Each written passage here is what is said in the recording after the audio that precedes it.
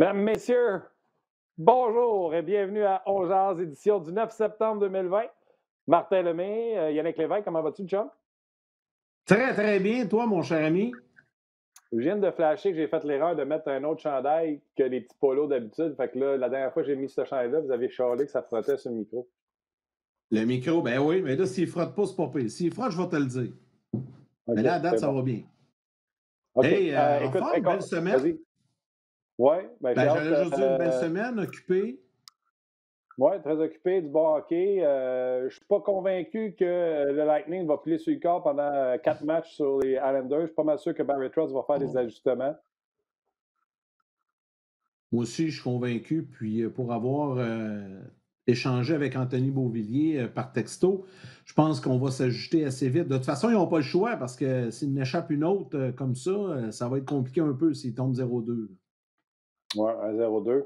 Et l'autre série également, hier, est tombée 1-1 dans le chage des Knights 3-0 sur les Stars de Dallas. On va parler de ces deux séries, bien sûr, avec nos deux invités. On parlait un peu du Canadien également avec Guy Boucher, de la réalité. Le monde ne semble pas avoir poigné exactement les subtilités dans lesquelles les Canadiens font face quand ils font l'acquisition d'un joueur ou la signature d'un joueur autonome. On va en parler avec Guy également tantôt qui va être avec nous autres. Mais comme premier invité, mon Yannick, rien de mieux que le flâneur! Hey! Normand qui est là. Salut, Normand! Salut les boys! Comment ça va? Bonsoir, mon chum. Ça va bien, vous autres? Ben oui, ça va bien. Hey, juste sauter dans le premier sujet, puis Normand est là, puis je sais que tu connais bien aussi. Je voulais faire un petit clin d'œil à notre ami Ron Fournier hier qui a annoncé officiellement qu'il mettait un terme à sa carrière active à la radio après 33 ans au micro, longtemps avec 98.5, c'est CKC Sport, avant ça c'est JMS. On a tous collaboré avec lui. Hein? C'est cassé régulier avant que ça devienne c'est cassé sport. Oui, tout à fait. C'est cassé sport, c'est cassé, c'est vrai, t'as raison. Dans la mémoire, on a juste le CKC Sport. Parce que moi, j'y ai travaillé. Toi aussi, Martin, tu y as travaillé à CKC Sport, mais tu as travaillé à CKC également. Puis, Normand, tu as sûrement croisé ou collaboré avec Ron à un moment donné au cours de sa carrière. Donc, je voulais lui rendre un petit hommage aujourd'hui, le saluer, lui dire de profiter de sa belle retraite. On a tous à peu près une petite anecdote. Je sais que Martin t'en a partagé une hier, je vous en rencontrerai une après. Ça va donner le temps à Normand de peut-être penser s'il y a un petit quelque chose avec Ron, mais Martin t'a partagé une petite histoire de fun hier, je t'ai vu. Puis, pas de farce, Yann, je n'aurais eu beaucoup plus qu'une, à partager au sujet de Ron. Moi, j'ai commencé à CKC Sport. Là, il y avait un petit concours. Il y avait l'équipe Michel Villeneuve, l'équipe Ron Fournier qui s'affrontaient. Je ne peux pas me souvenir dans quelle des deux équipes qu'il était. Fait que Ron était là, toujours de bons conseils, etc. Puis, à un moment donné, puis ça me fait sourire parce que je suis pas bon pour lire. Moi, si je te fais la lecture chez nous, mettons, quand je fais la lecture à mes enfants, je lis bien, je lis avec les virgules, la ponctuation. J'ai enseigné à mes enfants l'importance de la ponctuation. Mais quand je lis en public, mon gars, j'ai une dyslexie non diagnostiquée et j'ai un TDA sévère. D'ailleurs, c'est la conjointe du Doc Guimond qui me l'a diagnostiqué. Puis elle, pour que je sois... Joanne.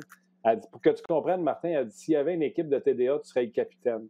Tu es un cas très lourd de TDA, mais à l'époque, je n'étais pas diagnostiqué. Fait que quand moi, je lis, souvent, je quitte la pièce, mais je lis les sports, puis je suis plus là. Je suis après penser que j'ai oublié d'acheter du lait, puis tout ça. J'étais mêlé dans mes phrases, tout ça. Puis là, à un moment donné, le téléphone sonne. Le bulletin de sport fini, puis le téléphone sonne. C'est la hotline. C'est Ron. Martin, c'est Ron. Ouais, Ron. Martin.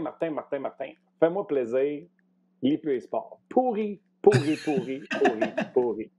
C'est mauvais. Le gros, j'ai chaud dans le dos. Je fais le tout croche. C'est sûr.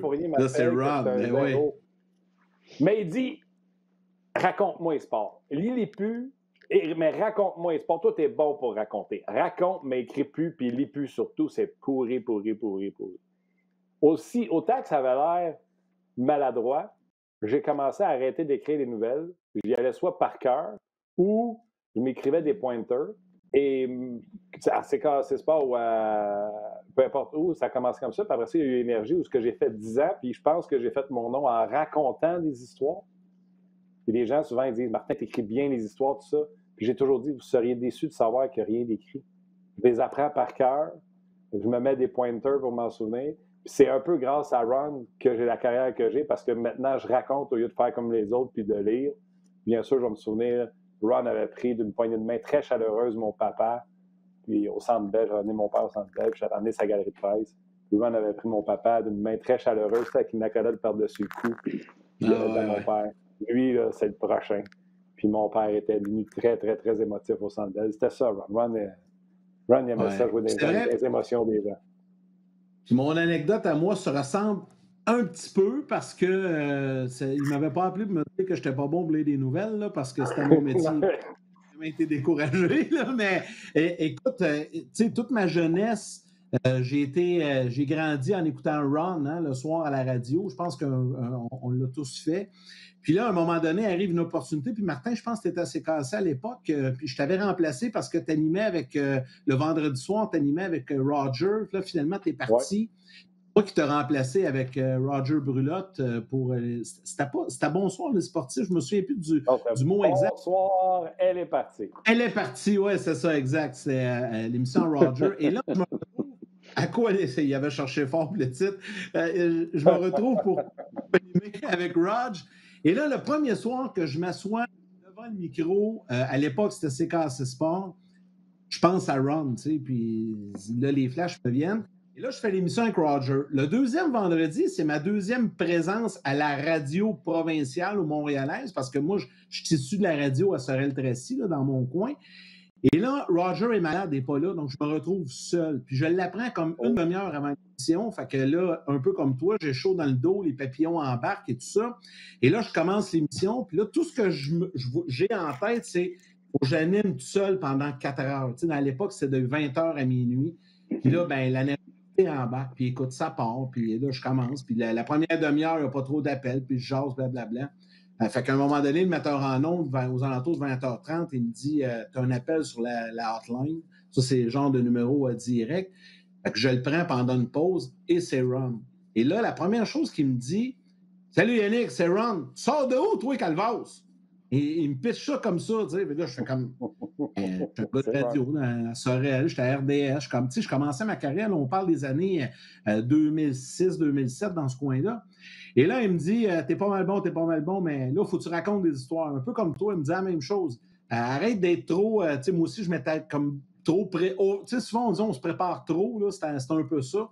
Puis là, genre, raconte des histoires, puis raconte des anecdotes, puis ouais, parle-nous des gars que tu connais, puis t'es un gars de Sorel, parle-moi de Beauchemin, parle-moi de Fury, blablabla, puis là, il me pitch tout ça. Puis là, tu sais, je suis nerveux, puis là, je vois qu'il me reste 1 minute avant de rentrer en ondes. Finalement, on raccroche l'appel. Tu sais, c'était comme juste une tape dans le dos. Puis là, je me disais, es-tu vraiment obligé? Lui, son vendredi soir, il est en congé, il prend la peine de m'appeler, tu sais, c'était une forme d'encouragement, puis de me pousser dans le dos. Puis on s'était recroisés au Centre Bell 1 semaine ou 2 après, puis il m'avait dit, tu sais, tu fais une bonne job, puis je suis content, puis c'est le fun, t'es jeune, t'as de l'avenir, puis écoute, puis là, ben, pour finir l'histoire rapidement, ben, j'ai eu le plaisir de le remplacer quand même sur une base assez régulière l'été dernier, pas l'été qu'on vient de terminer, mais l'été dernier, une bonne partie de l'été.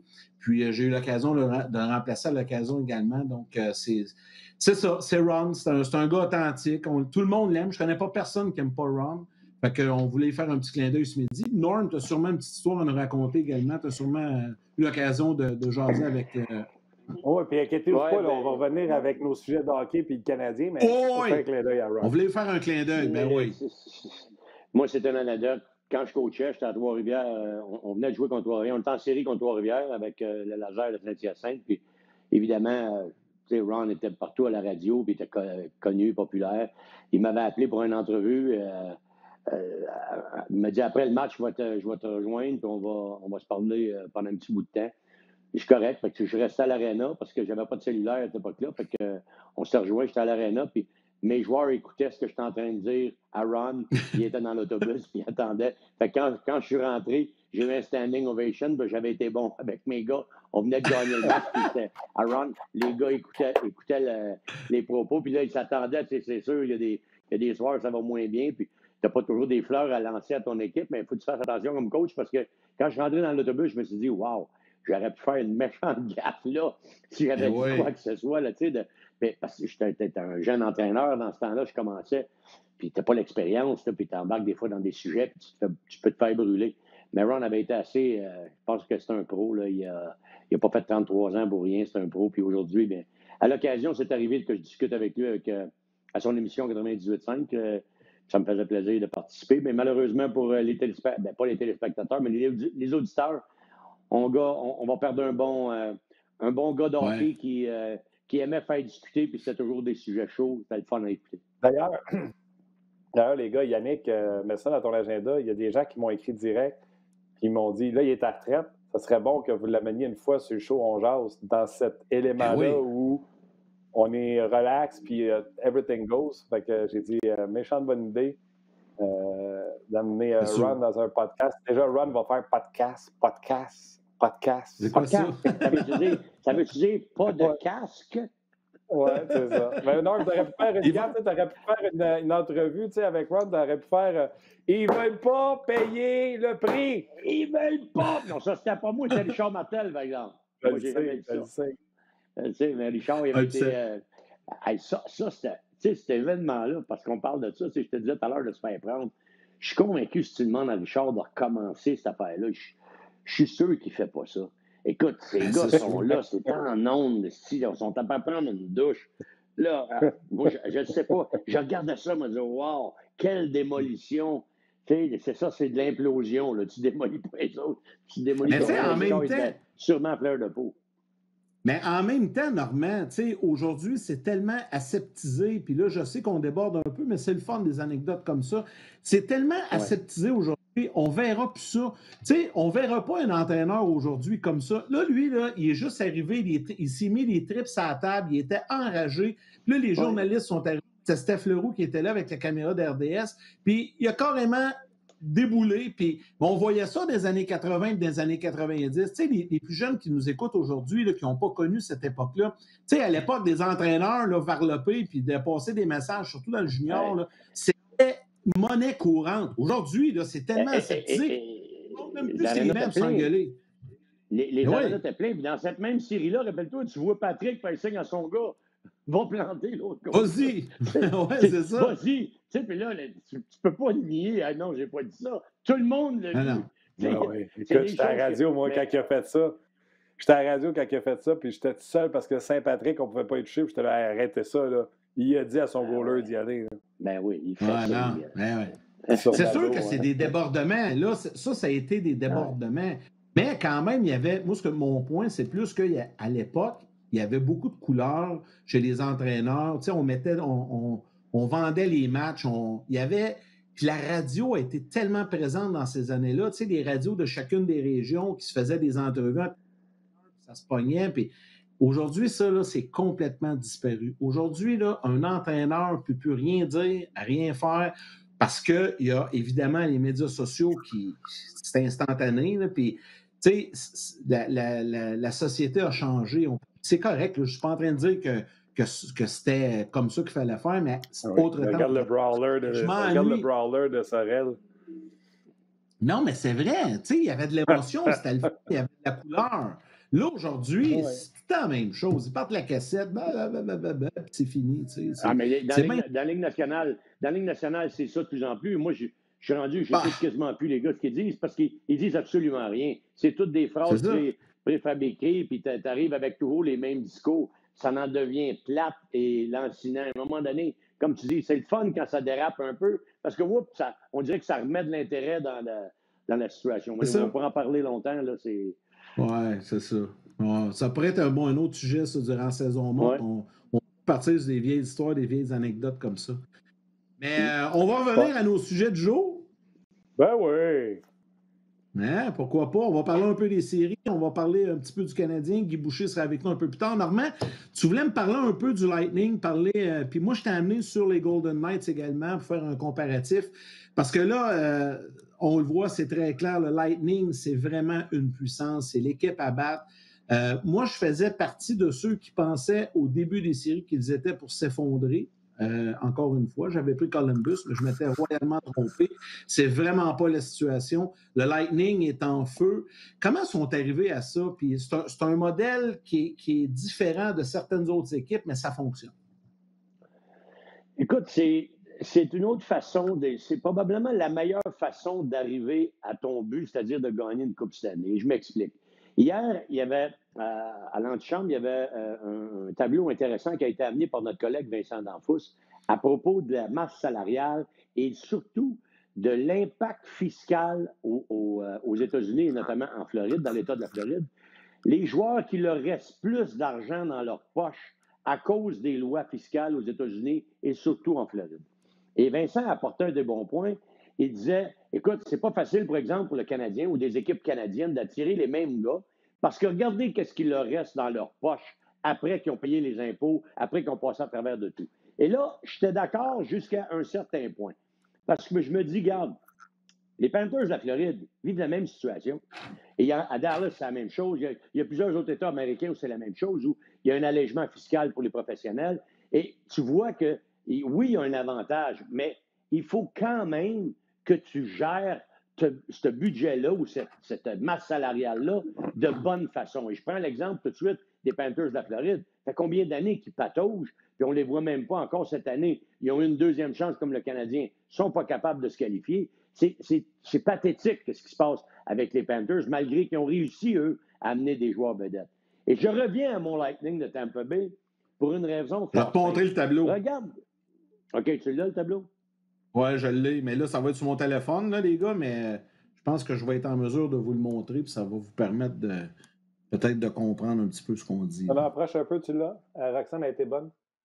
Fait que Kucherov, avec son salaire 9,5 jusqu'en 2027. 8,5. 9,5 la saison prochaine jusqu'en 2028. OK, ça, c'est le salaire du Lightning. Exact. C'est l'argent qui leur reste dans les poches. Et lui, c'est à cause de. C'est sûr que. Et ça prendrait peut-être un fiscaliste pour expliquer ça, mais tout ça pour dire que ça, la Ligue nationale ne peut pas régler ça, les gars. Pourquoi? Parce qu'ils disent, OK, d'abord, le gars qui reste en Europe, qui reçoit son argent en américain, puis que lui, il vit avec des euros, ça lui donne moins d'argent à cause de la valeur. Et la même chose au Canada, le gars pourrait dire, bien, le Canada est avantagé. Les équipes ne sont pas avantagées, mais le joueur est avantagé parce qu'il reçoit un salaire en américain et il paye à l'épicerie en canadien. Fait que son argent, au lieu de son 100 lui, il vaut pratiquement 125 canadiens ici. Mais exactement. Par contre, 10 millions vaut 12,5. Exact. Et par contre, les équipes canadiennes qui payent des salaires en américain, mais qui perçoivent des revenus en dollars canadiens, sont perdantes. Ils sont perdantes. Mais c'est ça, il faudrait qu'un fiscaliste vienne expliquer tout ça, puis voir les pour et les contre. Parce que moi, je pense qu'il y a aussi des pour à gagner de l'argent américain et rester au Canada. Attends, Norm, tu as un peu répondu à ta question ou à ton commentaire quand tu as dit en Floride, ça ne marche pas. Les joueurs veulent quand même gagner. Et on se rend de plus en plus compte que signer un gros nom comme Tavares, ça te garantit absolument rien. Là où je te rejoindrais, un Pat Maroon avec un contrat d'1 an à 1 million, ben, il va aller à Tampa, il va quasiment y rester son million à la fin, tandis que s'il va à Montréal, il va y rester 500 000, c'est moins intéressant. Je te dirais que c'est plus sur ces contrats-là. Quand c'est des grosses garnottes, tu l'as dit, là, 10 millions, là, oui, il va se faire taxer, mais il va se faire taxer sur 12,5 et non pas sur son 10, tu comprends? Fait que les gars veulent aller quand même dans une équipe qui gagne. Est-ce que ça ajoute une facilité à Dallas de remplir un trou? Exemple, Kudobin ou McElhinney, souvenez-vous, McElhinney. McElhinney voulait faire un offre. Puis là, on disait, Canadien donnait 1 an, t'aimes pas donner 2 ans. Ouais, mais même à égalité, le gars va aller à Tampa. Déjà la température, plus l'allègement fiscal, tu comprends? En bout de piste, les gars veulent aller dans une équipe qui gagne indépendamment. Tu sais. Radulov, c'est un bon cas aussi. Là. Radulov, pour le même argent, il n'aurait pas signé à Montréal, il est venu à Dallas. Parce qu'il n'y a pas le même argent en bout de ligne. C'est sûr et certain. Mais ceci étant dit, moi, je regarde l'équipe du Lightning de Tampa Bay. Ça, c'est une façon de construire une équipe. Une façon, c'est-à-dire, ça te prend un bon repêchage, il faut que tu aies un développement à point, et il faut que tu sois capable de signer et garder ces joueurs vedettes-là que tu as élevés dans ton organisation. Je pense au Edman, je pense au Kucherov, je pense au Stamkos, je pense au Andrei Palat, au jeune Brady Point. Tu regardes, ils ont bien fait à tous les niveaux. Exact. Les Stamkos n'ont pas joué dans la Ligue américaine. Même chose pour Edman. Les Kucherov, ça n'a pas joué dans la Ligue américaine. Même chose avec Brady Point. Mais des Palat, des Johnson. À l'époque, c'était Richard Panik qui était avec eux autres. Il avait été la meilleure ligne d'attaque avec le crunch de Syracuse dans la Ligue américaine. Ces gars-là sont venus joindre à l'équipe à moindre prix. Mais ces gars-là feraient partie probablement, s'ils étaient avec le Canadien, partie des meilleurs de l'organisation. Moi, j'ai trouvé qu'ils ont fait ça de façon orchestrée, équilibrée et surtout sans obstacle où ils n'ont pas dit « Wow, là, c'est passé ». L'année passée, là, la défaite contre Columbus, moi, je trouve que ça a été le meilleur remède pour le Lightning. On n'est pas rendu. Malgré tout ça, regarde, on s'est fait battre par une équipe qui a travaillé plus fort que nous puis qui était juste bâtie différemment. On est encore vulnérable. Ils ont été chercher Maroon, comme tu l'as dit. Ils ont été chercher des joueurs qui pouvaient amener un peu plus de papier sablé, chose qui manquait Coleman, à l'équipe. Maroon. Exactement, Blake Coleman, Cirelli. Alors, c'est sûr et certain que c'est une équipe bien construite. J'ajouterais un autre point, là, puis je veux vous entendre là-dessus, là, mais je pense aussi qu'ils sont bien dirigés. Un bon entraîneur en John Cooper apprécie de ses joueurs et un marché qui permet à la haute direction d'être patient. Dans combien de marchés, après l'effondrement de l'an passé, l'entraîneur aurait-il été sacrifié? Tu sais, je ne suis pas sûr, moi, qu'avec l'équipe qu'ils avaient, puis ça faisait quand même un bout là, que John Cooper était là, je ne suis pas sûr, moi, qu'il y a bien des places qu'il aurait été patient. Probablement que Cooper a perdu son emploi si ça avait été à d'autres endroits. Ça, c'est Julien Brisebois, ça. Ben, c'est ça. Cooper, Il est patient, mais il y a non, je comprends, mais il y a le marché pareil. Non, je sais que c'est Brisebois qui prend la décision, mais c'est ça que je te dis. Il y a le marché qui lui permet peut-être d'être un peu plus patient qu'à Montréal, Chicago, Toronto, dans d'autres places où on a la gâchette un peu plus facile. Mais tu sais aussi, il faut que tu regardes pourquoi qu'on a été éliminé. Tu fais ton rapport à la fin de l'année, tu regardes ça, tu t'assois après les séries, tu dis, OK, c'est quoi qui a fait en sorte? Si c'est mon coach parce qu'il a manqué des assignations, si c'est mon coach parce qu'on s'est pas ajusté sur le power play, si c'est mon coach parce qu'il y a trop d'hommes sur la glace trop souvent, si c'est mon coach pour X et X et X et X raisons, là, tu dis, ben, c'est beau, là, mais c'est peut-être lui qui va payer le prix. Par contre, quand tu regardes ton équipe, tu dis, sais-tu qu'est-ce qui nous a manqué? Du papier sablé.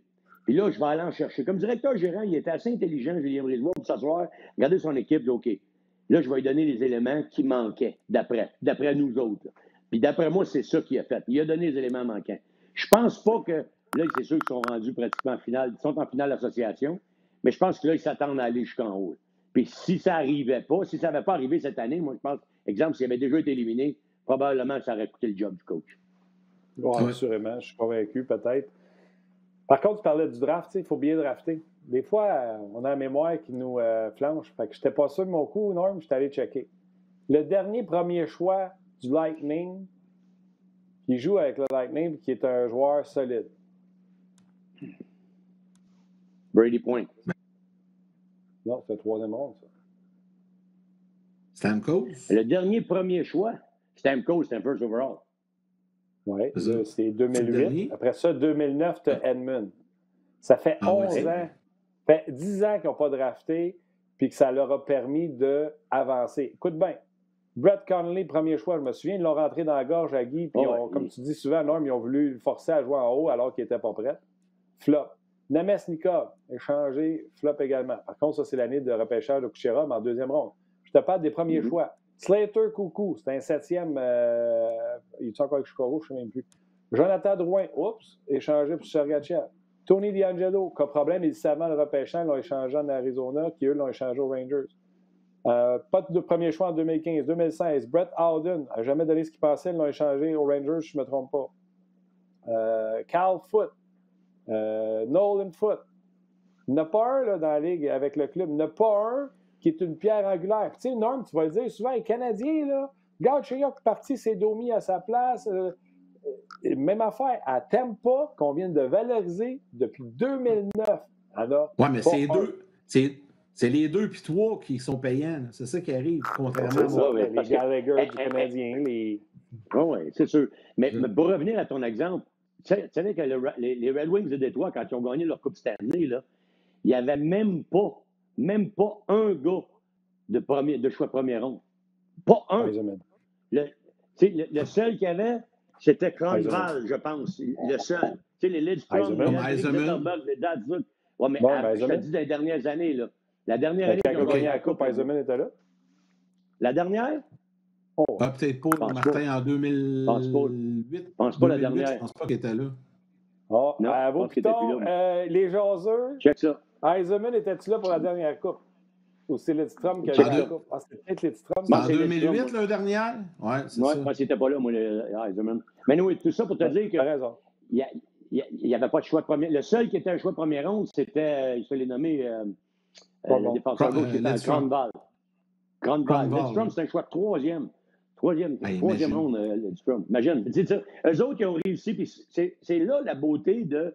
Tu sais, on dit le développement. Pour certains joueurs, ça a été le cas pour Palat, ça a été le cas pour Johnson. Ils ont passé par la Ligue américaine, puis c'est correct. Je dis pas que c'est pas bon. Je te dis que dans la majeure partie du temps, les kings de leur équipe, là, les premiers de classe, là, ils n'ont pas passé par le crunch de Syracuse. Ils ont été développés en haut par l'équipe. On a été patients. Puis c'est ces gars-là qui font le noyau de l'équipe. Steven Stamkos, je me rappelle Barry Melrose, il voulait l'envoyer dans la Ligue américaine. Non, il n'est pas question, on va jouer dans la Ligue américaine. Il n'a pas été, hein, c'est Barry qui est parti. Pourquoi? Parce que lui, regarde, Stamkos, c'est là, on le développe ici. Là. La même affaire avec Edman. Il a eu de la misère au début de sa carrière, Edman. C'était pas le même défenseur du mois là. Mais là, aujourd'hui, c'est un autre défenseur. Il domine comme défenseur. Fait que, tout ça pour te dire qu'ils ont bien repêché, parce que même s'ils ont repêché loin, ils ont développé ces gars-là. Ça, c'est ton importance capitale. Et deux, les joueurs vedettes de l'équipe signent et restent avec l'équipe. Donc, tu as un noyau qui s'établit. Et après ça, tu commences à faire rouler. Oui, il y a des changements qui vont arriver. Mais je suis convaincu que le noyau, ils vont le garder jusqu'à temps qu'ils disent, bien là, il faut que ça change. Et peut-être que ça peut arriver avec Vassilievski qui va gagner 9 millions à partir de l'an prochain. J'ai hâte d'avoir les décisions administratives pour être capable de rentrer ce contrat-là, parce que ça ne sera pas facile. Et Normand, à l'inverse, puis tu me disais ça juste avant l'émission, là, tu viens de nous parler du modèle du Lightning, mais à l'inverse, c'est aussi une histoire de succès, mais un modèle complètement différent à Vegas. De là que moi, je pense qu'il n'y a pas une recette pour arriver. Il n'y a pas juste un chemin pour arriver à Rome. C'est vrai. Mais la grande chose qui est similaire dans les deux cas, c'est qu'on a misé sur l'attaque pour rester en haut. On a misé sur l'offensive. Regarde la masse salariale de ces deux équipes-là, ça se passe en attaque. Tu vas me dire, oui, non, mais c'est facile, il y a plus de joueurs d'avant. Je le comprends très bien. Le pourcentage de la masse salariale est beaucoup plus imposant dans ces côtés-là. Regarde toutes les équipes qui sont en série présentement, là. Même les Islanders, qui ont plus de 52 millions, 52 millions quelque chose en attaque, en avant, sur les joueurs d'avant. C'est là que ça se passe. Moi, je pense que ces deux équipes-là, ils ont fait ça de façon différente. McPhee, lui, a fait ça il y a 5 ans, il a commencé. Oups, on s'en va tout de suite en finale de la Coupe Stanley, tabarouette. Il ne pouvait pas redescendre en bas, là. Il n'était pas question de dire, moi, je vais faire un reset ou un rebuild. Non, on vient d'arriver, ça se passe comme ça. Bien, savez-vous quoi? Je vais en sacrifier des jeunes et des choix pour avoir de l'immédiat. Mais ça paye, là. Ils sont là. Puis c'est ça qui est important, je trouve, pour une organisation, se construire une crédibilité. Fait que Vegas, ça n'a pas passé par le développement des jeunes, ça a passé par les vétérans qu'on a signés, qu'on a acquis au début, les transactions et les joueurs autonomes. Eux autres, ils ont fait ça de cette façon-là, puis tu regardes le résultat, il est là encore le résultat. Va être peut-être en finale de la Coupe Stanley pour une deuxième fois depuis leur jeune début dans la Ligue nationale. C'est comme là, moi, je suis ambivalent sur ta théorie attaquant puis défenseur. Tu sais. OK. Explique-moi la tienne. Explique-moi la tienne. J'aimerais ça comprendre la tienne. Je vais te l'expliquer, j'arrive. Vas-y, c'est ça. Au départ où tes gars sont rendus dans leur contrat, tu sais, Edmund a un contrat en erreur parce que ça fait quelques années qu'il est là. McDonough est sur un contrat qu'il avait signé avec les Rangers. On peut s'entendre, c'est un contrat économique. Mais là, tu as Sergachev qui est sur un contrat d'entrée. Tu as Bogosian que tout le monde voulait pitcher au bout de leur bras, que tu n'aimes pas le prix, puis qu'ils ont dit on va le rentrer en 6e défenseur. Fait que ça dépend tout le temps où ce que tu es rendu dans ton échiquier. Tu comprends-tu? Ils ont leur superstar qui est super payé à l'avant. Ils ont leur superstar qui est super payé à la défense. Puis après ça descend tranquillement. Mais tu n'as 6 versus 12. Tu as le double des joueurs. Fait que pour chaque bon, tu enlèves un bon. Un moyen, tu enlèves un moyen en avant. Puis tu vas arriver avec un 6 qui ressemble à tes défenseurs. Mais encore là, ça dépend où ce que tu es rendu. Le monde, ils font dans leur short parce que les Canadiens vont donner 15 millions en gardien de but. Mais tes 2 premiers centres, les 2 sont sur des contrats entry-level, ils ne coûtent rien. Tu peux pas dire, mets plus dans tes attaquants. On va pas me mettre à payer Suzuki alors que je peux le payer 900 000, là, tu sais. Oui, mais OK, là-dessus, ce que je mets un bémol, c'est que tu as raison, ce que tu viens de dire à propos des 2 attaquants qui ne coûtent pas cher. Mais quand ça va être le temps de signer ton contrat que tu as donné 8 ans à ton goaler, là, lui, il va être encore là. Il va falloir que tu fignoles l'auto, puis tu ne seras peut-être pas capable de donner ce que tu veux à Dano. Tu vas être obligé de perdre un Dano. C'est ça que j'explique, que j'ai trouvé qu'eux autres, ils ont bien fait ça. Et McPhee, avec une équipe qui n'a pas de développement, qui n'a pas de noyau, qui a parti avec rien, il y a 5 ans, parce que je reviens il y a 5 ans. Il y a 5 ans, le Canadien là, a fini 2 points en avant du Lightning de Tampa Bay en saison régulière. Il était à la même place il y a 5 ans que le Lightning. Regarde leur équipe, le noyau qu'ils ont gardé, les joueurs qu'ils ont gardés, puis regarde le Canadien. Puis tu vas voir une différence. Et tu me diras où est-ce qu'ils sont rendus, puis qu'est-ce qu'ils ont fait pendant ces 5 années-là. Je regarde Vegas, qui est complètement un autre modèle, qui ont parti de rien. Ils ont parti d'absolument rien, les autres-là. Moins que le Canadien encore, parce qu'il n'y avait même pas un Carey Price. Ils ont été chercher Fleury. Mais tu sais, Fleury, c'était quand même pas le gardien de but numéro 1 de la Ligue. Mais c'était un bon gardien de but, mais c'était pas le gars qui était pour faire l'équipe. Attention, Yannick est là. Regardez, c'est correct, je l'apprécie. Marc-André, écoute, avant 30 ans, il y avait 2 Coupes Stanley, un peu comme Patrick Roy. Puis là, on parle, nous autres, avec Carey Price, qui est rendu à 33, puis il n'a pas gagné encore. Et on dit, il va jouer jusqu'à 40. Ben oui, parce qu'on souhaite qu'il va gagner une Coupe Stanley. Là. Mais ça va être difficile dans les conditions qui sont là pour lui. Ça, c'est ce que je dis. Les gars, je vous écoute, là, puis en fait, là, je vais faire une citation qui résume vos propos, puis une comparaison. Les deux, vous expliquez des choses, ça se ressemble. À la base, là, une équipe de hockey, c'est comme une sauce à spaghetti, là, je comprends bien. Tu peux avoir 10 recettes différentes, elle peut toujours être aussi bonne, mais ça prend toujours à la base de la viande hachée, de la sauce tomate, puis quelques épices pour donner de la saveur ou changer le style un peu, mais en bout de ligne, même si c'est une recette différente, elle peut être bonne. C'est un peu ça que tu nous dis, Normand. Oui, ça peut être bon, mais c'est ça, ça va être un peu ça. Tu sais, parce que quand je regarde, il faut que tu sois bon pratiquement un peu partout. Quand je regarde George McPhee, ce qu'il a fait avec Vegas, là, Seattle vont sûrement vouloir faire la même affaire quand ils vont arriver. Ils vont regarder le modèle d'affaires, ils vont dire « Hey, qu'est-ce qu'on peut faire? » Moi, la comparaison que je fais, puis c'est pas pour dénigrer le Canadien ou quoi que ce soit, mais quand je me pose la question, comment ça se fait qu'ils en sont rendus là? Tu te dis, OK, il y a 2 autres modèles d'affaires complètement à l'opposé, complètement différents, philosophie complètement différente, et ça rapporte. Là, je reviens à mon Canadien, je me dis, OK, comment ça se fait que dans notre modèle d'affaires, nous autres, que ce soit le modèle qu'on veut, comment ça se fait qu'on n'a pas un fixe modèle d'affaires puis qu'on s'en tient à ça? On a l'air à chaque année de chercher, là, c'est quoi qu'ils vont faire? C'est pas encore clair dans ma tête à moi, c'est quoi qu'ils vont faire. Parce que si c'est vraiment ce que je pense, et Martin, je pourrais peut-être le confirmer, est-ce qu'on attend les jeunes qui sont dans l'équipe pour développer, qu'ils se développent, qu'on devienne une bonne équipe, ou on donne un électrochoc tout de suite, puis on fait comme Vegas, on a besoin d'un peu de Vegas, puis on a besoin d'un peu de Tampa Bay. On a notre noyau, mais on a besoin d'un électrochoc. Là. On peut-tu sacrifier, comme McPhee a fait, un Nick Suzuki, un Brandstrom, avec un choix ou 2, pour, bang, sparker notre première ligne d'attaque, pour être une meilleure équipe de l'an prochain? Ça. Non, Vegas ne l'aurait pas fait quand la saison a commencé. Ils l'ont fait quand ils ont dit « Hey, le gâteau est en train de prendre, fait que let's go, on continue à mettre des bûches dedans. » Écoute, là, j'ai du fun, là, tu jases, puis là, tu t'amènes des points, fait que je vais voir, tu parles, mettons, des défenseurs. Tampa Bay en ont pour 16 millions avec leur top 3. Je te l'ai dit, Sergachev est sur un entry-level 1 million, presque 7 pour McDonough, puis presque 8 pour Edmund. Tu es rendu à 16 points que. J'ai regardé le côté de Vegas, leurs 3 premiers défenseurs, Theodore, Schmidt, puis Martinez qui sont allés chercher... Avec Martinez, ils sont allés chercher à LA. Leurs 3 premiers défenseurs, ça coûte 15. Canadiens, ça coûte 15 ou 16. Leurs 3 premiers défenseurs, Petrie, Chirot, puis Weber. Fait que, tu sais, tu investis à peu près partout où tu es, mais tu veux savoir si le Canadien est prêt pour l'électrochoc? Canadien, pour moi, il n'ira pas chercher un gars de 35 ans, il n'ira pas chercher un gars de 30 ans, comme un Stone ou un Pacioretty. Son équipe à 23-24. Si ça, il pense qu'il peut échanger Caulfield, puis que c'est bon pour son équipe, pour un Laney, pour un un Healers, puis ça garde son groupe d'âge de ses joueurs dans le même paquet, il va être là. Mais il n'échangerait jamais un Caulfield pour aller chercher un gars de 28, 29 ans qui ne fit pas dans. Tu sais, Hall, là, ça va être gratuit, mais il ne donnerait pas un Caulfield pour aller chercher un Hall qui n'est pas dans le groupe d'âge. Mais là, pour une fois, Bergevin, c'est ce qu'il a essayé de dire maladroitement. Il n'y en avait pas de balle dans le gun. Il tirait à blanc. Il appelait quelqu'un, il dit ouais, j'aimerais ça avoir tes joueurs. Ouais, mais tu n'as pas de prospect à part Romanov. Je veux Romanov. Ouais, non, il n'est pas échangé.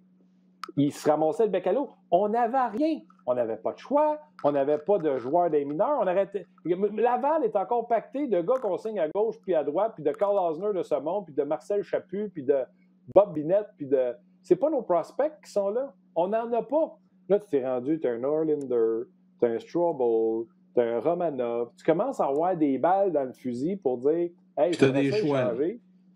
J'aimerais ça échanger, puis tu n'es pas obligé de donner tes meilleurs, mais tu peux encore aller chercher quelque chose. Le Canadien n'avait pas ça. Ils ont dû ranger les poches. Je suis d'accord, mais là, moi, j'ai dit cette année, tu l'as, là. Dis-moi pas que tu l'as pas, tu viens de les nommer. Domi peut partir, Caulfield peut partir. Ça dépend ce que tu as.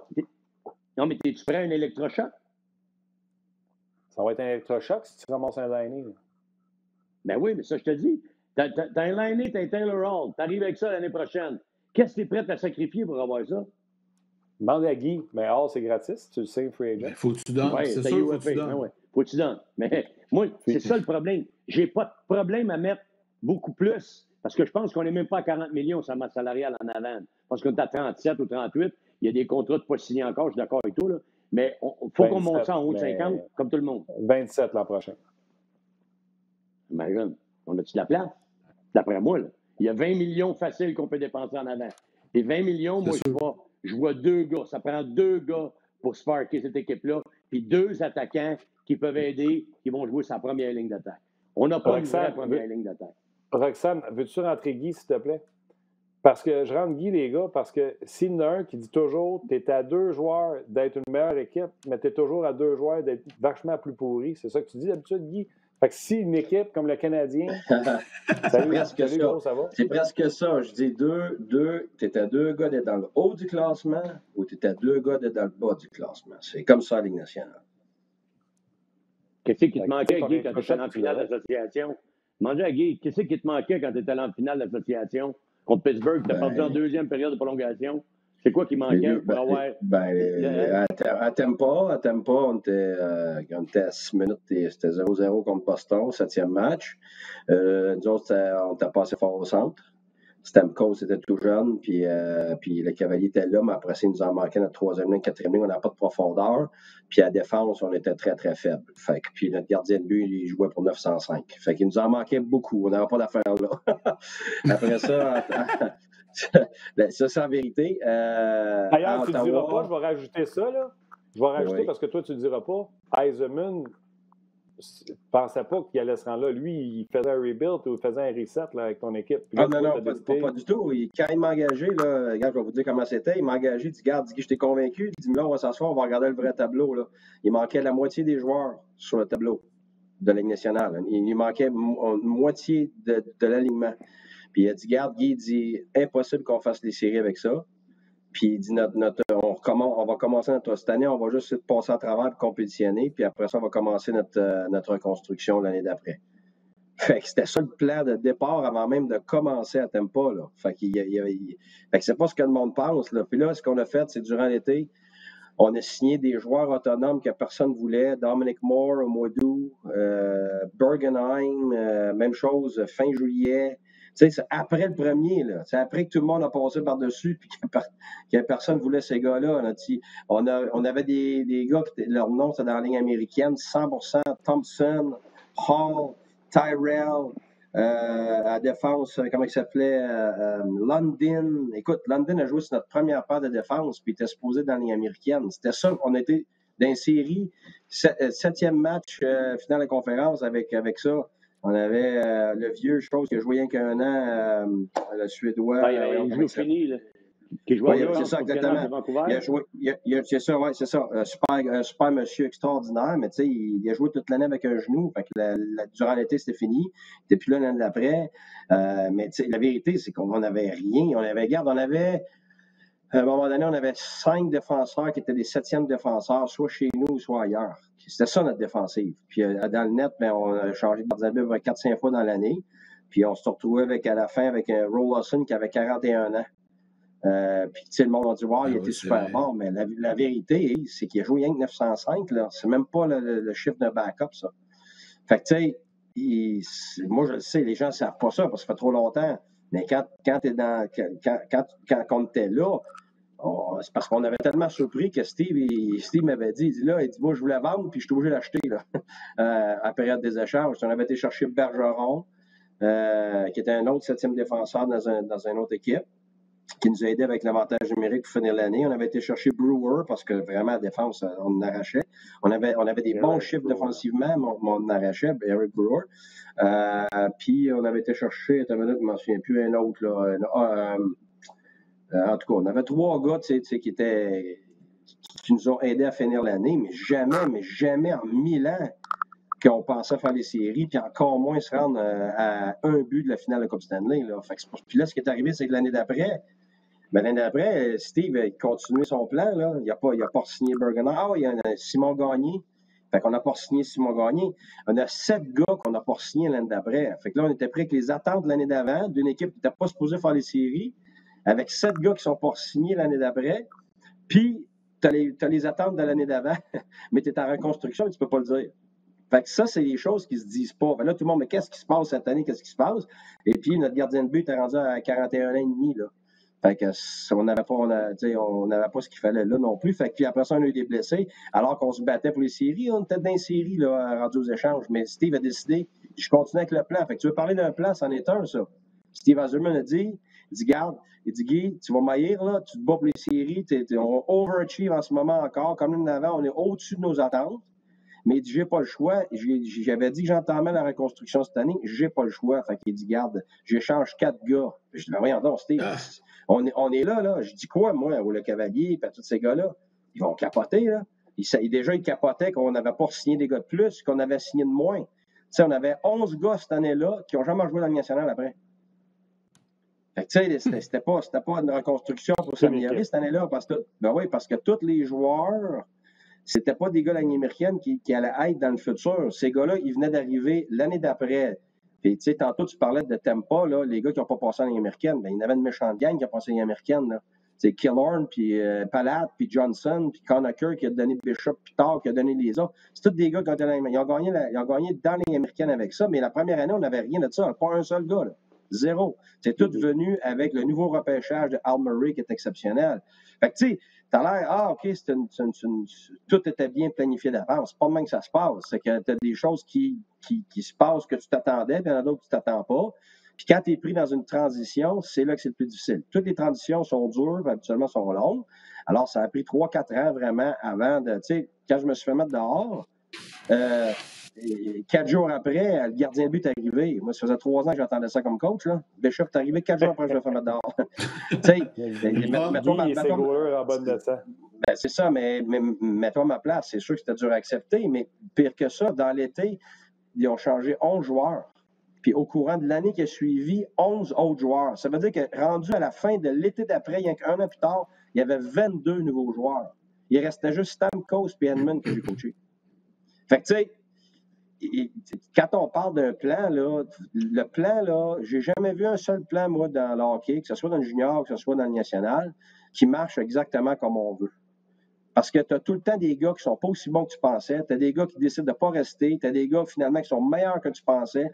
Tu as des locks là-dedans. Tu as toutes sortes de choses qui arrivent qui font en sorte que, là, après ça, ça a l'air d'un plan qui a fonctionné. Ouais, mais attends une minute. Là, on parle de Vegas, puis on parle de Tampa. C'est complètement deux choses opposées. Tampa est allé avec tous les jeunes de la Ligue américaine, sauf que le plan, là, il n'aurait jamais marché si un gars comme Johnson n'avait pas été signé. Tu sais, Palat, là, il a été repêché là, parce qu'on a poussé pour lui en 7e ronde, parce que le gérant de Drummondville me disait de pousser pour lui. Il était même pas supposé te repêcher à Tampa. Il t'a repêché 7e ronde parce que moi, je voulais l'avoir. Je ne le connaissais même pas. C'est même pas à cause de moi. Je faisais confiance au gérant de Dominique Ricard qui disait « Guy, je te le dis, je te le dis, je te le dis ». Il m'appelait sur le plancher du repêchage. Fait qu'après ça, tu as l'air bien brillant parce que tu as repêché Palat. Parce que l'année d'après, 2 ans après, il était dans les 3 meilleurs recrues de la Ligue avec Johnson. Johnson, c'est même pas repêché, c'est signé. Fait que tu sais, quand les gens parlent des beaux plans, là, puis qu'ils suivent le plan, puis ça marche, là, je vais vous dire, c'est de la bullshit, ça. Tu as un plan général, là, puis là-dedans, il faut que ça fonctionne, il faut que tu sois chanceux, puis c'est pas vrai que tu fonctionnes juste par le repêchage, puis après ça, non, il faut que ton repêchage soit bon. Puis après ça, il faut que tu les développes bien. Puis après ça, il faut que tu ailles chercher des joueurs autonomes. Puis après ça, il faut que tu ailles faire des échanges. Il faut que tout tu fasses. Gars, t'aimes pas, là. Il y en a bien, tout est beau maintenant, mais si Julien Brisebois ne fait pas ce qu'il a fait, là, d'aller chercher Bogosian, d'aller chercher Goodrow, puis d'aller chercher, comment il s'appelle, Coleman, là. Maroon. Jamais de la vie, Maroon en plus, jamais de la vie, ils sont aussi là parce qu'il a fait ce qu'il fallait faire pour complémenter son équipe. Tu dis pourtant, ça se peut pas avec tout le talent qu'ils ont. Ben oui, ils se sont fait éliminer en 4 l'année passée. Puis 2 ans avant, ils n'ont même pas fait les séries avec ce club-là. Fait que ça, tu sais, tout le monde en a des champions à un moment donné ou à un autre, après ça, tu en as des champignons le lendemain. C'est que, tu sais, il n'y en a pas de recette miracle. Il n'y en a pas de recette qui marche parfaitement. Il n'y a rien que tu peux suivre qui va fonctionner exactement comme tu l'as planifié. Fait que tu es tout le temps c'est ce que je disais tantôt. Il y a plein de chemins qui nous mènent à Rome. C'est pas juste le draft, c'est pas juste... Ça dépend qu'est-ce qui te manque comme épice dans ta sauce, tu sais. Juste pour, faut que tu sois chanceux. Faut que tu sois chanceux, puis pas juste ça, Martin. Excuse-moi de te couper, mais regarde, en ce moment, là, qui fait gagner Tampa? C'est pas Stamkos. Pointe. Bon, c'est Pointe. Mais pourquoi Pointe a tout ce temps de glace-là, puis pourquoi Pointe est capable de prendre toute cette place-là? Parce que Stamkos n'est pas là. Pointe, c'est le meilleur joueur. Brandon Point, c'est le meilleur joueur, without a shot of a doubt, en avant de Kucherov, en avant de Stamkos. Ben oui, facile. Pourquoi? Parce que c'est le joueur le plus complet. Okay, lui, là, les autres, ils sont extrêmement chanceux dans le sens. Ben, chanceux, ils les ont repêchés, là. Mais, tu sais, on dit repêché, mais Edman est repêché avant. Tu sais, avant la nouvelle gang. Puis la nouvelle gang qui est là, c'est chez Julien, qui est arrivé avec Steve quand moi j'étais là, puis tout ça. Mais avant, tu sais, Edman avait été repêché, Stamkos avait été repêché déjà, là. Fait que, tu sais, tu as un gardien but de premier plan qui est repêché. Après ça, tu as Hedman, puis après ça, tu as Point. C'est les 3 gars qui drivent le bateau là-bas. C'est pas les autres. Les autres, c'est des super compléments. Tu dis Kucherov, oui, c'est un complément maintenant. Parce que Kucherov, il est super bon offensivement, mais il n'arrive pas à l'achever de Point dans les 2 sens de la patinoire. Il n'est même pas proche. Fait qu'ils ont eu tous les problèmes du monde l'année passée avec. Là. Ça n'a pas été trop documenté un peu, mais il ne suit pas parade. Il va à l'offensive, puis il se pogne le bacon défensivement. Fait que c'est pas lui qui va inspirer les autres. Là.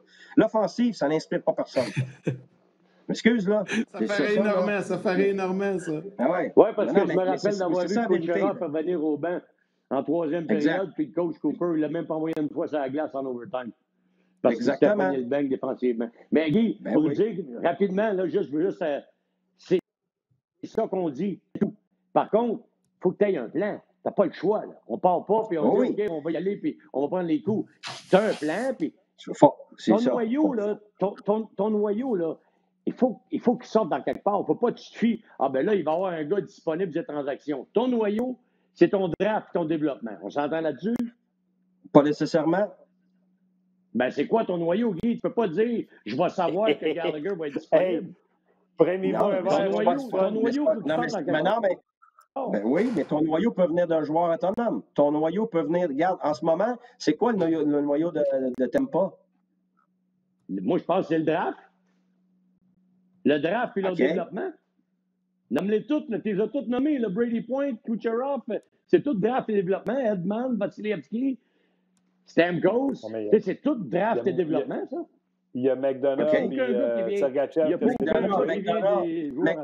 McDonough fait partie du cœur du leadership de l'équipe. Exactement, c'est ça mon point. Bon, en ce moment, qu'est-ce qui a changé l'attitude de l'équipe?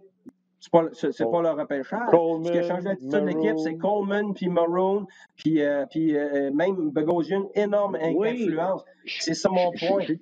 Je suis d'accord avec toi et je l'ai dit tantôt. Quand ils ont perdu l'année passée, au lieu de clairer le coach, ils ont dit « Wow, on va regarder qu'est-ce qui nous manque, là, puis il manquait des éléments. Tu l'as dit, il est allé chercher ces éléments-là. Là, si cette année, il se pète la gueule avec les mêmes éléments qu'il est allé chercher, là, le coach va payer. Là, il va dire, regarde, je t'ai tout amené, il manquait de papier sablé, je suis allé en acheter, là, tu n'es pas capable de gagner avec ça, c'est le coach qui aurait payé. Mais après ma barre, tu as ton noyau. Quand ces gars-là sont arrivés, tu avais déjà un gros noyau en place, là.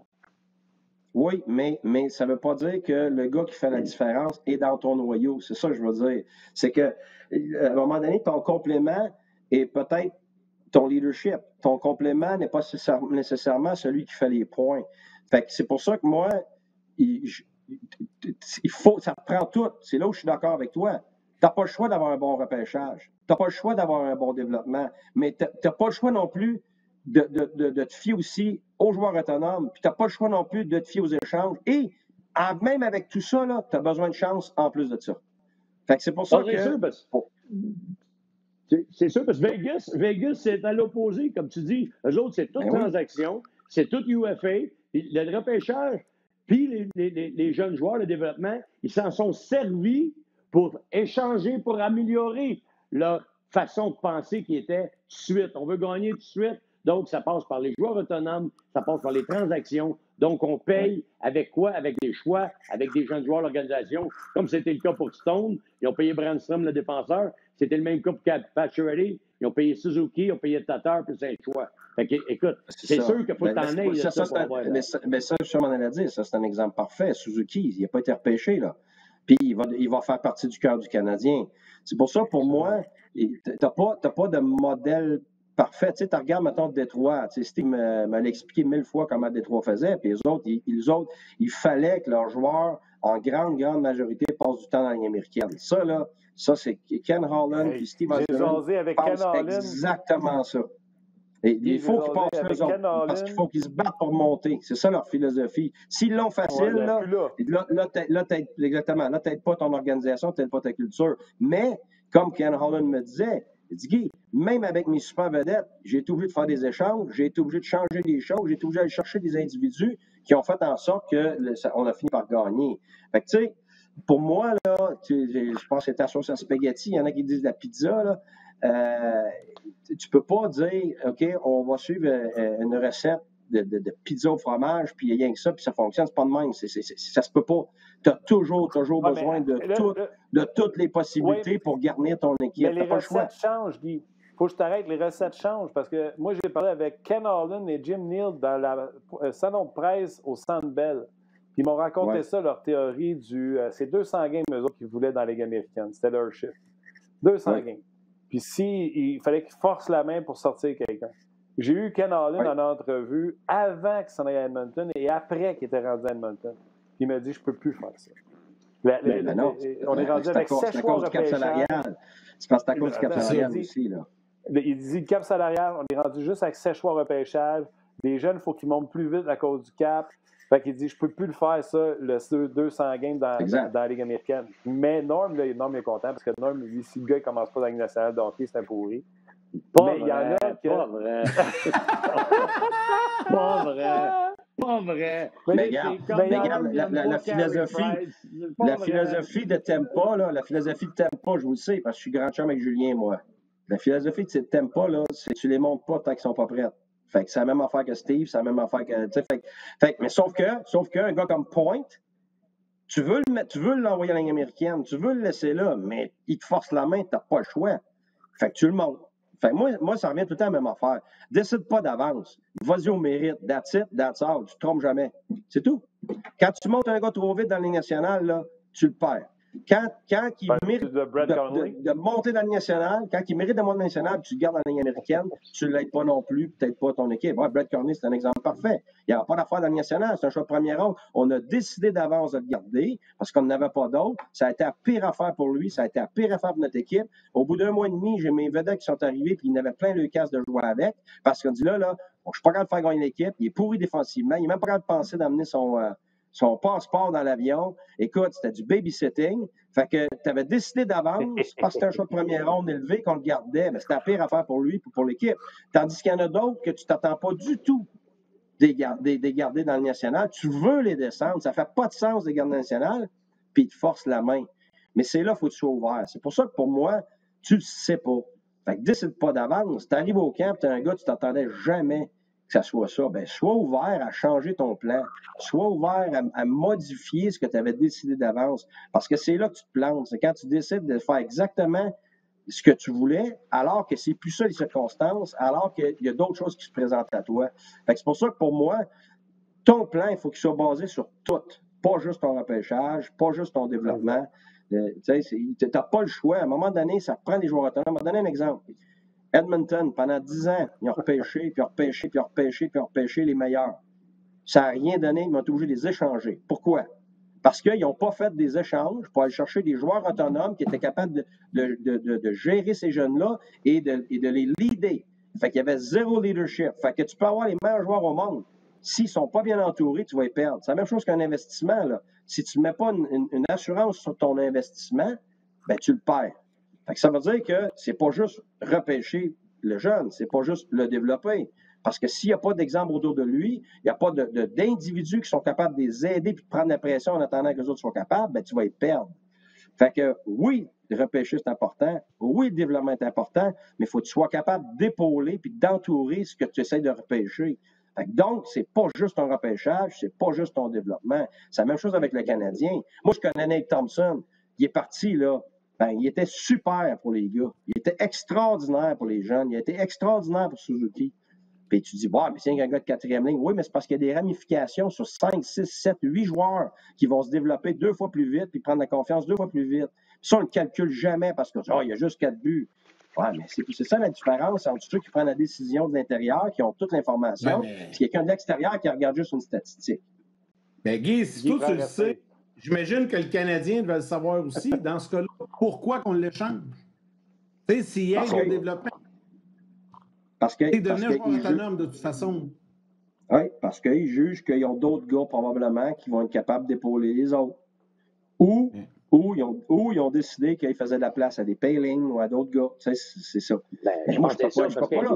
Je n'étais pas là dans la décision. Là. C'est pour ça que je ne veux pas parler pour eux autres. Je te donne juste différentes raisons. Un exemple, oui, c'est bon. Tu comprends? Mais as-tu vu comment les joueurs ont réagi quand il est parti? Ah ouais. Oui, c'est ça. Mais Guy, honnêtement, tu as dit la chose tantôt. Ça dépend où tu es aussi. Là. Ils n'en avaient pas pour faire les playoffs, les autres là. Ils ne faisaient pas les séries. Tu donnes-tu du temps de glace à Nate Thompson, que peut-être l'année prochaine, tu vas perdre au marché des joueurs autonomes, ou tu donnes la glace à un jeune que tu vas essayer de développer et qui soit meilleur l'année prochaine? Je pense que le choix était logique. Là, ça dépend. Ce qui est arrivé. Mais ça dépend. Parce que pour moi, Paling n'est pas prêt. Paling n'est pas prêt pour moi. Mais ça, c'est moi, tu comprends? S'il est prêt, je suis d'accord avec toi. Mais donc, eux autres jugent qu'il est prêt. Tu comprends? Mais si tu juges qu'il n'est pas prêt, ben c'est ça, je m'en ai dit. C'est pour moi, c'est bien plus important de développer Suzuki puis Kotkaniemi que de développer Paling en ce moment pour moi qui n'est pas prêt. Fait que là, ça veut dire que tu veux entourer les deux jeunes d'un autre centre, tu comprends? Qui est capable de les aider ces deux-là. Peut-être c'est 6 mois, peut-être c'est 3 mois, peut-être c'est 6 mois, peut-être c'est 1 an. Ou tu juges qu'avec Dano, t'en as assez, puis c'est ça. Fait que c'est eux autres, ils ont regardé ça sûrement, puis ils ont jugé qu'ils étaient corrects avec ce qu'il y avait pour développer les autres jobs. Fait que Nate Thompson, moi je ne sais pas c'est quoi qui est. Ben, moi, personnellement, c'est parce que je l'ai eu. Je sais ce qu'il fait. C'est parce qu'il rend tout le monde meilleur autour de lui. C'est pour ça que j'ai trop d'informations pour moi. Puis, il était ce qui était pour moi. Moi, je ne sais pas ce qui était pour le Canadien. C'est juste que ce que les joueurs ont dit, puis moi, je le regarde jouer. Fait que je n'ai pas assez d'informations pour te dire si ça vaut la peine de le garder ou de ne pas le garder. Tu comprends? Fait que je ne dis pas que je l'aurais gardé. Je dis juste que pourquoi il était là. Dans la situation, Guy, dans la situation du Canadien, je viens de le dire à Norm tout à l'heure, le Canadien, là, il appelait pour une transaction, il n'y avait rien à donner. Le Canadien est en mode reloader, se ramasser des munitions. Je suis convaincu qu'avec les vétérans qui n'avaient plus de contrat, c'était regarde, tu as une opportunité de gagner la Coupe. Quand tu seras autonome, je suis convaincu que le Canadien a dû leur dire, mettons à des Thompson de ce monde, on va te faire signe, tu fais partie de l'ADN du Canadien ou c'est tout simplement, le Canadien fait plein de choix de pêchage parce que, Christy, le Canadien n'avait rien à donner. On nous demande toujours nos meilleurs parce qu'on n'a pas d'autres à donner. C'est ça, c'est exactement ça. Parce qu'il ne faisait pas les playoffs. Alors, si le Canadien avait une chance ou faisait playoff, tu aurais eu, voyons comment il s'appelle, Kovalchuk, qui serait changé. Il a regardé Thompson. Absolument. Les trois, il a regardé les trois. Fait que, tu sais, la raison principale, je pense même pas que c'est une question que tu regardes ton équipe. Je pense que c'est bien plus une question, comme tu dis, d'aller chercher des choix.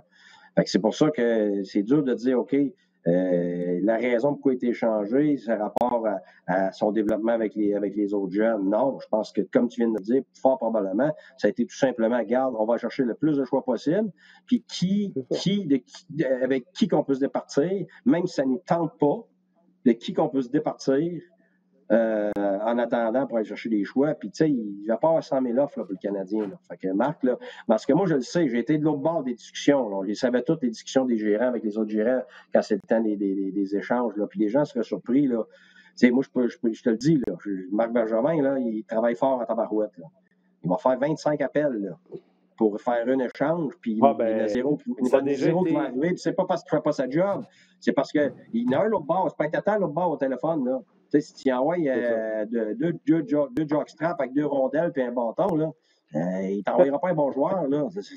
D'ailleurs, c'est parce que c'est ça, on entend Marc Bergevin, Guy, le PlayStation échange, les échanges de PlayStation.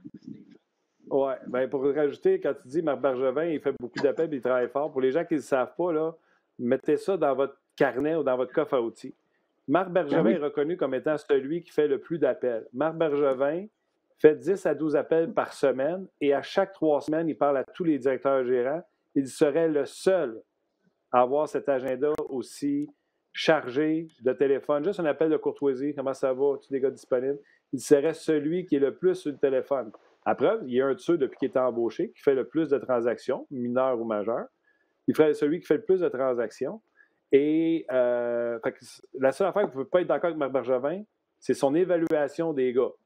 Parce que quand il fait une transaction et vous n'êtes pas d'accord, dites-vous qu'il a fait la job, il a fait le travail, mais vous n'êtes pas d'accord avec son évaluation du gars. Puis moi, je vais pour bondir, entre mon opinion sur la plomberie et un plombier, je vais prendre l'opinion du plombier. Marc Bergevin, il a le nez dans le four à tous les jours. Fait quand son opinion à lui, puis un gars qui mange des Cheetos dans son sol sur un joueur, va prendre l'opinion de Marc Bergevin. N'oublie pas aussi, Martin, que l'échange qui est fait est rarement son option A. Là.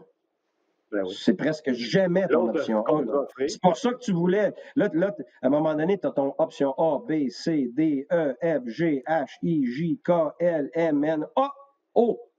Mon option O, c'est la seule que je peux faire. Toutes les autres, il n'y a rien à faire. J'ai tout essayé. Ils ne veulent rien savoir de mes joueurs l'autre bord. Tu sais, comment tu mettrais des fois 4 joueurs dans un échange? L'autre équipe, là, elle ne veut pas se départir de ce joueur-là. Tu offrais la moitié du club, elle ne te le donne pas. Tu sais? Fait que c'est. Moi, c'est peut-être la chose la plus étonnante, moi, dans la Ligue nationale, à porte fermée. Comment difficile c'est réussir un échange. Probablement, c'est la chose qui m'a le plus surpris, moi. Combien de temps, combien d'appels, combien difficile, puis comment jamais, quasiment jamais, tu réussis à faire l'échange que tu veux. Ça, là, c'est fou. C'est fou. Là. Honnêtement, là, regarde, je pense que c'est la chose qui m'a le plus étonné dans toute la Ligue nationale. Si on compare avec les années 90, où il y en avait un paquet de transactions, là, c'est sûr que le plafond salarial, le cap est venu changer tout ça, là, mais effectivement, aujourd'hui, c'est beaucoup. C'est plus difficile et plus rare. Mais il y a une chose que je peux vous dire, les gars, ce midi, puis je sais qu'on arrive presque au bout, mais je vais vous dire une chose. Je vais faire un lien avec ce que vous avez mentionné. Quand tu as une bonne recette, puis quand tu as un plan, puis que tu réussis à faire des bonnes choses, puis que tes gars de premier trio font la job, c'est plus facile. Aujourd'hui, pour vrai, là, depuis qu'on fait ça ensemble, Martin, ça fait quoi?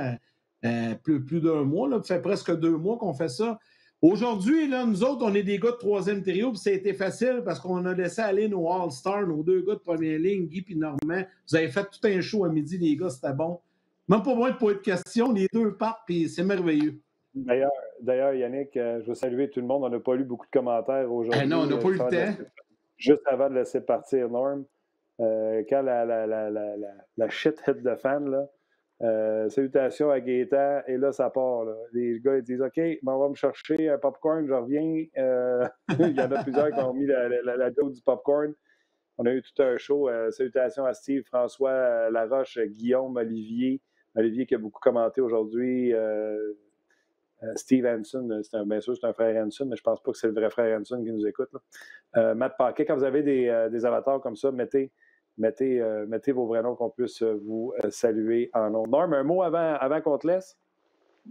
Bien, écoutez, ça m'a fait plaisir encore une fois. Toujours plaisant de jaser avec vous autres de hockey. Puis j'espère que vos auditeurs y apprécient. Moi, je suis un de ceux qui écoutent même quand je ne suis pas sur le panel. Fait que ça me fait plaisir d'avoir discuté avec vous autres encore aujourd'hui, les boys. Salut tout le monde, passez une belle journée. Hey Norm, avant que tu l'accroches, tu fais ça sur ton sel, toi? Yes, sir. Passe ton pouce sur la caméra, ouais. Non, passe-les, frotte ta caméra avec ton pouce. La caméra. La caméra de ton téléphone. Attends un peu, peut-être l'autre bord. Hey, Norm! Hey, Norm, il faut que cherche mon pouce. Ah, tu veux que je fasse la glace parce qu'elle est sale? Crime, écoute, t'as du gras de face sur ton téléphone, c'est sûr, man. T'es pas sérieux? Oh, ben, écoute, t'es le seul qui est flou à cause de ton face. Tu l'as dit tantôt, the shit hit the fan. Toujours bon, Norm. Mais Norm, il est bon sous pression. Il n'y a pas de problème là. La pression et l'émotion, Norm, il patauge là-dedans comme un. Le poisson de 10 ans pas trop, Guy. Garde-toi-en pour la prochaine. 10 ans pas trop. mais c'est facile avec Norm. C'est facile avec Norm.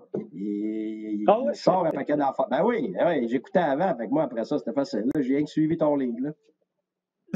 Bonne journée, tout le monde. Salut, Normand. Salut. Bye. Toujours bien le fun avec Norm aussi. Puis Guy. Écoute, c'est merveilleux. Pour vrai, là, ça revient à ce que je disais l'autre fois, Guy. Je pense que je t'avais dit ça il y a quelques semaines. Ce qui est le fun dans un show comme ça, puis quand vous partez comme ça avec vos histoires, puis ton vécu, puis là, tu nous racontes comment ça se passe. Moi, j'adore ça. C'est du bonbon, ça. Tu sais, on ne sait pas, nous autres, comment ça se passe dans les bureaux. Puis, tu nous dis que c'est tough de faire des transactions. Puis là, tu nous as tout expliqué, le plan qui a changé. Puis là, l'année d'après, il a gardé son plan. Puis là, pour un entraîneur, c'est décourageant. Pour les joueurs aussi, c'est du bonbon que tu nous racontes. Là. J'adore ça quand tu nous racontes des choses. Mais avant qu'on se laisse, là, Guy et Yann, parce qu'on ne passera pas après la liste des sujets, visiblement, encore une fois. Non, là, il est rendu à 1h10. Là.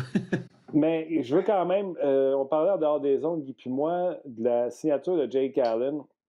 Et je ne veux pas revenir sur la signature de Jake Allen, mais tu vas y revenir. Moi, on était survoltés, on n'en revenait pas, on était sur le cul, je vais le dire de même, de voir que le monde ont sorti des commentaires genre trop payé, trop d'argent, on donne 15 millions à Goaler. Puis là, moi, je suis en joie le vert, fait que je manque de mots, j'ai plus des mots d'église qui me sortent pour expliquer ma théorie. Puis Guy a mis ça en mots qui étaient plus racontables au podcast. Guy, ça n'a pas de sens que le monde ne comprenne pas que ce trade-là, c'est un coup de génie. Ben, écoute, c'est parce que c'est vrai que c'est payé cher. C'est juste que je viens de le dire. Un échange extrêmement difficile à faire. Tu sais, tu as 30 autres équipes qui veulent les mêmes choses que toi. Puis, pour le Canadien, dont aussi, il y a d'autres équipes pour qui c'est difficile aussi, mais c'est difficile d'attirer les joueurs à Montréal. Ça veut dire que les chances que tu ailles chercher un vrai bon gardien backup, qui est meilleur que juste un petit backup, là, que tu dois faire pour faire les séries, mais sont extrêmement minces. C'est ça qui est arrivé les dernières années. Marc Bergevin, là, il a fait ses devoirs les dernières années. Là. Il a travaillé comme un chien là, à essayer d'avoir le meilleur backup possible. Mais tout ce qu'il a réussi à avoir, c'est des gars qui ne payaient pas cher, qui étaient moins bons, qui décidaient de venir à Montréal.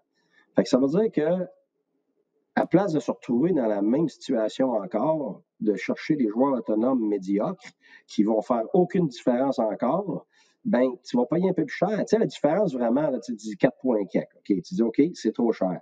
Mais si tu veux vraiment là, un backup de premier plan qui va vraiment faire une différence, que tu vas pouvoir mettre dans le net, qui est comme un numéro 1, peut-être qu'il n'est pas capable de prendre autant de pression que Carey Price, mais qui va te faire rentrer en série, parce que c'est ça la différence. Ton backup te fait rentrer en série maintenant dans la nationale. C'est ça. C'est ton backup te fait rentrer en série. Pourquoi? Parce que tu es à 3, 4, 5, 6 points maximum. Là. Mais c'est 2-3 matchs, là. Ça veut dire que ton backup qui joue en bas de 500, comparativement à ton backup qui joue au 500, sans même que tu changes rien à ta défensive, sans même que tu changes rien à ton attaque, tu viens de faire les séries. Le Canadien, avec un backup cette année, tu fais les séries parce que non seulement tu gagnes tes matchs, mais tu gagnes de la confiance en gagnant tes matchs. Fait que tes attaquants sont meilleurs, tes défenseurs sont meilleurs. Pourquoi? Parce que c'est les deux joueurs les plus importants. Fait que ça veut dire que si tu passes une autre année encore avec un gardien médiocre, tu as beau améliorer ton offensive et ta défensive, tu ne feras pas encore les playoffs. Fait que là, tu dis, OK, mettons 4.5, c'est combien, Martin, là, les chiffres? Donne-moi les chiffres. 4 points quoi, là? D'Allen, je pense que c'est 4.4. Mais cache-toi pas. 4.4. OK. Bon, mets 4.5, on va dire ça, là. Ça aurait coûté au moins 3 millions pour avoir ce qu'il fallait. Puis au moins 3 millions pour avoir le gars que ça prend. Ça veut dire que, mettons, au PDP, tu as une différence de 1,5 million. C'est pas une différence de 7 millions, ça, là. Puis en plus, le Canadien de la place. Le Canadien de la place, puis tu n'iras pas chercher un défenseur de 9 millions, là. Tu n'iras pas chercher un autre attaquant de 6 millions. Ils ne viendront pas ici, là. Fait que ça veut dire, c'est quoi tu peux faire pour garantir que l'année prochaine, enfin, Carey Price, il a le backup qu'il mérite et que tu donnes une vraie chance de faire les séries parce que ça prend 2 gardiens. Il est sauté dessus, puis moi, c'est bravo. Qu'est-ce qu'il a dit l'expert gardien de but, puis notre champion d'RDS? McDonough. Tu sais, il a dit quoi? Il a dit la même chose. Il dit vite, tant mieux ça presse, ça coûtera ce que ça coûtera, puis c'est vrai. Parce qu'en bout de ligne, même si tu gardes l'argent pour le reste ne compte pas si tu n'as pas ça. C'est ta base. C'est la même chose qu'une maison. Là, je viens de refaire mon chalet, on a fait une fondation. Mais si j'avais encore mis ça sur des blocs, là, je n'avais pas de fondation. Ah, ça arrête nu, là. Mais la minute que ça brasse un peu, puis c'est pas isolé, puis ah oui, tu t'en sauves. Mais mets ta fondation, puis après ça, tu bâtis le reste. Alors demain, cette année, oui. Puis on vient d'en parler avec Norm puis Yannick. Curtis McElhaney, il y a un offre du Canadien puis tu n'aimes pas. Avec toutes les escomptes fiscales qu'il y avait, tu n'aimes pas. Puis en plus, il dit pas donnez-moi un 2, je vais y aller, puis Montréal ne veut pas y donner. Puis Montréal ne veut pas donner 2 ans à qui que ce soit. Là, Primo va être là dans 2 ans. Nomme-moi un goaler de talent qui va signer à Montréal, no matter what l'argent, avec l'impôt qui est ici, pour 1 an. Il n'y en a pas, ça n'existe pas. Ça n'existe pas, donc tu es obligé de faire un échange parce que dans l'échange... Ben oui, mais c'est parce que dans ton échange, il n'y a pas un mot à dire, le gars, il n'y a pas le choix d'y aller. Tandis que le joueur autonome, il a le choix. Puis tu viens de le dire, tu sais, tantôt, on comparait les équipes Vegas, puis on parlait de le modèle à Vegas, le modèle à Tampa. Écoute, j'étais à Tampa, puis j'ai vu ce qui s'est passé à Vegas, OK? Premièrement, les joueurs n'ont pas eu le choix d'y aller à Vegas, OK? Tu as choisi, c'est le buffet que tu avais, là. Fait qu'il n'y a personne qui a eu ça, là. Tu ne peux pas comparer ce développement-là, puis comment cette équipe-là a été formée à rien d'autre. Ça, c'est un cas complètement à part. Mais à partir de là, par exemple, tu sais, les Stones, ces gars-là, pourquoi ils veulent aller là? Pourquoi les agents, ils militent? Ben ouais, parce que si on a le soleil à l'année longue, c'est des places de rêve.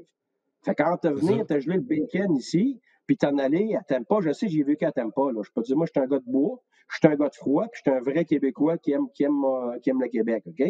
Ça m'a pris un bon 2 mois. Là. Je peux te dire qu'après ça, mes sandales, mes gogoons, là, puis mes t-shirts, puis il y avait... Tu rentres, tu te demandes pourquoi il n'y a pas de... Pourquoi il n'y a pas d'entrée dans les maisons, puis pourquoi il n'y a pas de garde-robe. Mais c'est parce que tu n'en as pas besoin. Tu n'as même pas de manteau. Là. Tu rentres, tu sors, puis après ça, tu es dans ta piscine au mois de janvier, tu es en train d'appeler tes chums qui sont en train de déneiger leur driveway. Tu sais, la vérité, là, c'est que c'est pas comparable en termes de destination. Pas parce que le Canadien, c'est pas une bonne organisation, pas parce qu'on n'aime pas le Québec, qu'on n'est pas fiers, c'est pas ça. Mais c'est une réalité. Puis c'est pour ça que c'est beaucoup plus difficile d'attirer des joueurs autonomes. Alors, tu dois te fier plus à quoi?